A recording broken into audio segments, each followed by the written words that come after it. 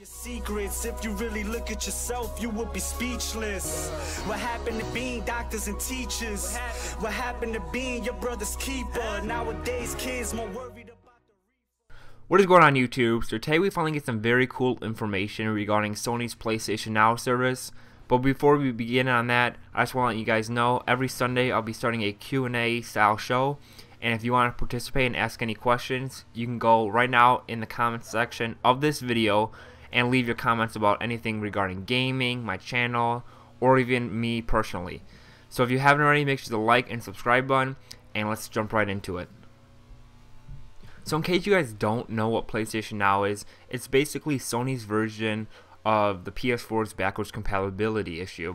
And what this allows you to do is play previous PS3, PS2, PS1 selected games, and it allows you to stream them from Sony servers onto your PS4.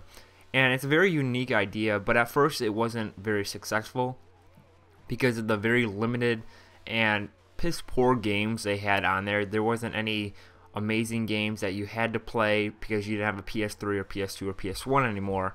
And the prices on these games were pretty ridiculous.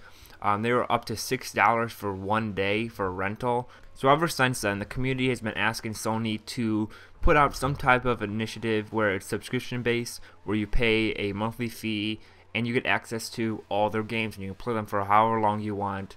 And they also ask for better games and stuff like that. And I believe Sony did both of them just like now. So earlier this morning they put out a trailer talking about this new subscription service regarding PlayStation Now, and it'll be launching January 13th of 2015, so not too far away. And it'll only be based in North America, so if you live in Europe or other parts of the world, you will not be able to participate in this just yet. I'm sure it'll probably be coming to you soon if this is successful and whatnot.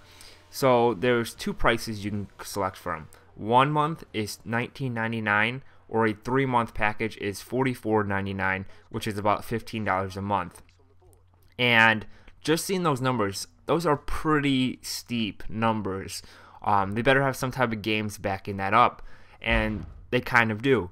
So right now they have over 100 selected games that you can play, from Sony exclusives to third-party to indie games.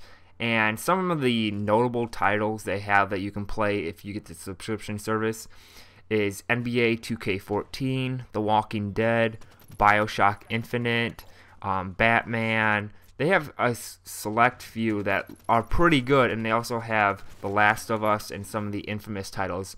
So those are some pretty nice titles as of right now, and the title will just, and this service will just keep on be adding more and more games like Netflix does.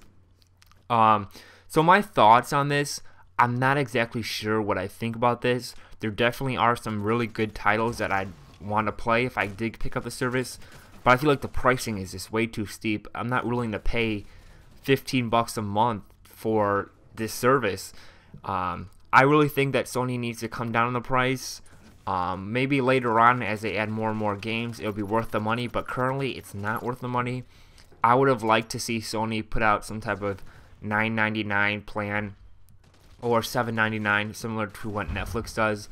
I feel like that would have been very appealing to the overall audience that would be interested in this, because as you pay that, you're paying so much money. Because if you get a 3-month one, it's $45, and if you get it for a whole year, that's a total of 4 months you have to pay $45 for.